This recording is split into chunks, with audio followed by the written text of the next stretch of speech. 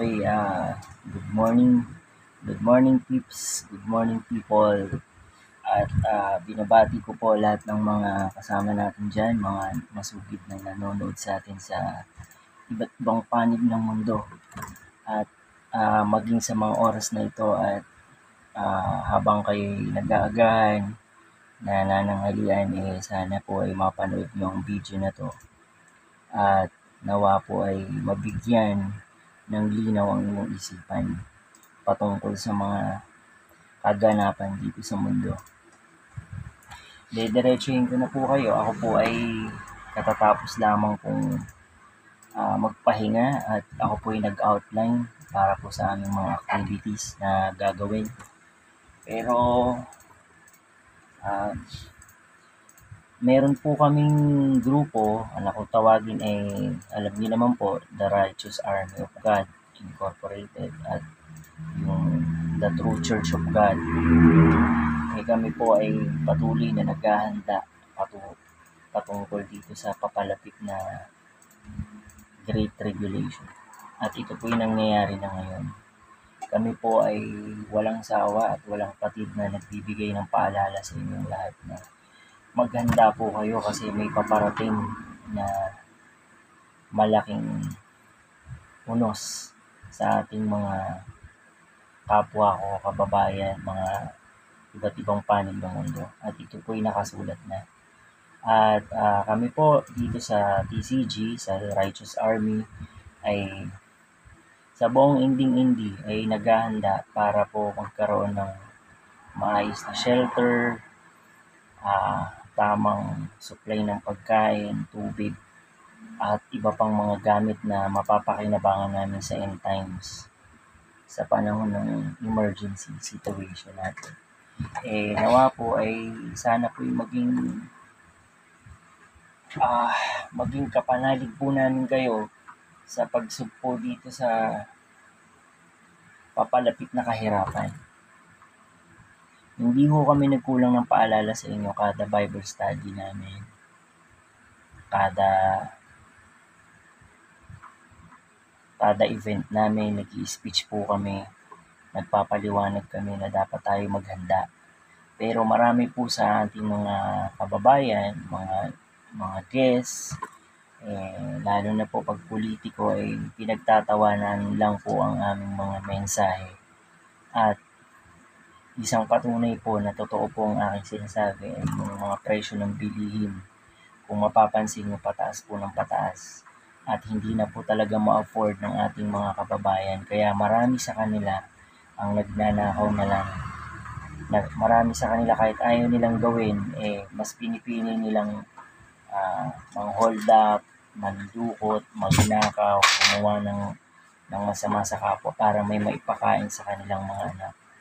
Hindi ko naman po sinasabing tama yun, maling-mali po yun. Pero ano pong punto ko, ba't ko po yun sinasabi? Ang mundo po natin, kahit dito na lang po sa Metro Manila, sa Cavite o kaya sa Laguna o sa ibang panig ng Pilipinas, pansinin niyo po sa bawat barangay, kahit mapa-subdivision yan, exclusive subdivision, lagi pong may masamang nangyayari, napakamapanganib na po. Ang ibig pong sabihin nun, patungo na po tayo sa isang sitwasyong hindi kayang kontrolin kahit ng gobyerno. Kahit na ikaw ang maraming pera dito sa mundo ay hindi mo kayang pagbutihin ang buhay ng tao. Sa katunayan, kahit ang siyensa, kahit ang medisina, kahit na iba't ibang institusyon dito sa mundo na tumutulong kuno sa ating kapwa ay siya rin mismo ang nagiging sanhi at nagiging daan para mapahamak ang tao. Dahil lahat ng tao ngayon, halos lahat, ay ganid.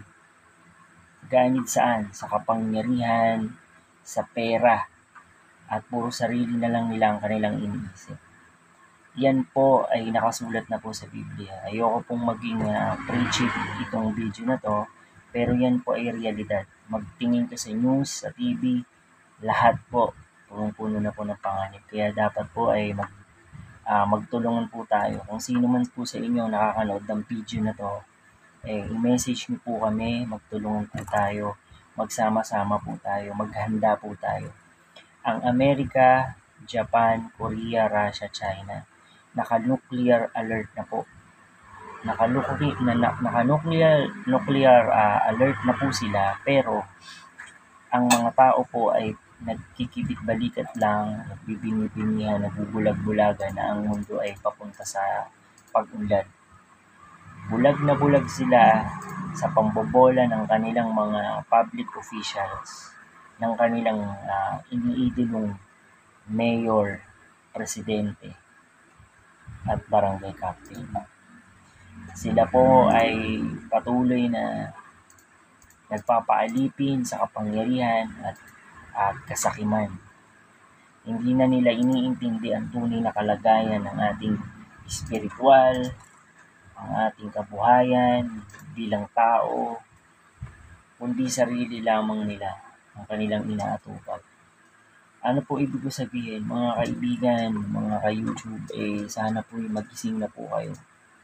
Kung nagnanais po kayong magkaroon ng kapayapaan sa inyong puso, kapanatagan sa inyong kalooban, maging masaya, kontento, walang gulo, message nyo lang po kami.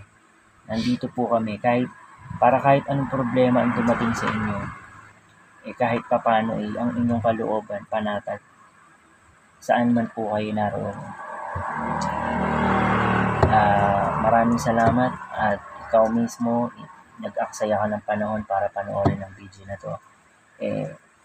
Marami pa po kaming dapat i-discuss pero hindi ko na ho madi-discuss dito dahil napaka-sensitive. I-message niyo ho ako kung meron ho kayong nalalaman o meron ho kayong kailangan, concern.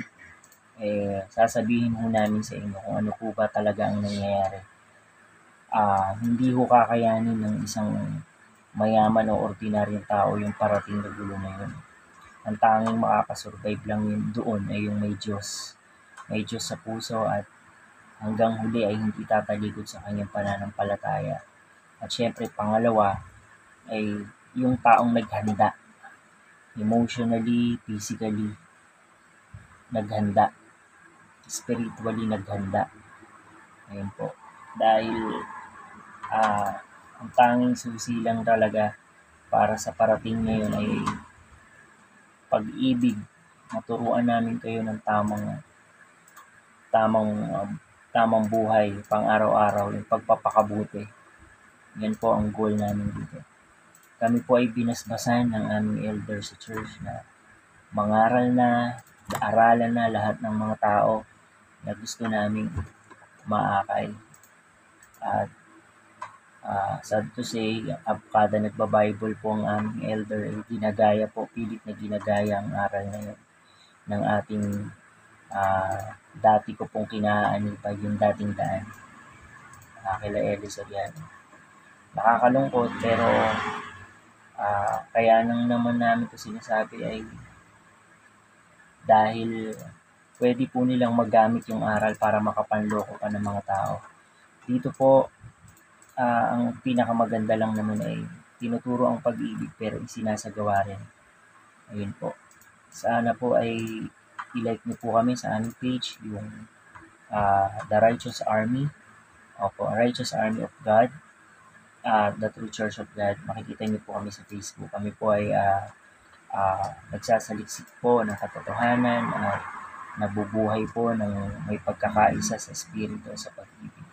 At wala po kayong ibang hangad dito kundi pagpapakabuti. Ayaw po namin ng aaway, wala po kaming inaaway. Gusto lang po namin ay kapayapaan dahil yun po ang gusto ni Kristo. Sana po ay kung hindi man po tayo makakapag-usap na bigla pong dumating yung malaking gulo na yun, ay sana po maalala nyo kami. Pero sana hindi pa huli ang lahat. Dapat ngayon pa lang po ay nag-iisip-isip na kayo para makausap na po kami. Dahil wala naman kami ibang hangad sa inyo, kundi pagpapakabanal lang. Wala kaming hihingin sa inyong anything. Gusto lang namin payapa po tayong lahat. Habang nandito pa tayo, habang nagtatrabaho tayo, habang nagtatawanan tayo, nagkakainan, at kung ano-ano pa.